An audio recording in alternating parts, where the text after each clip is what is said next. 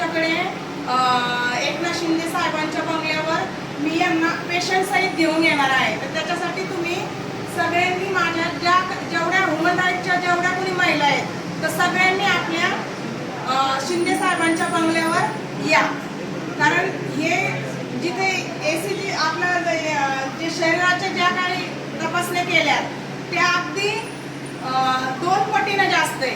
त्यामुळे मला असं म्हणायचं आहे की लूटमार झाली नाही पाहिजे आणि अशा गरीब लोकांना फसवणूक होऊ नये म्हणून मी ह्या व्यक्तीला जे पेशंट म्हणजे जे कैलास जाधव आहे त्यांना मी तिथे घेऊन येते.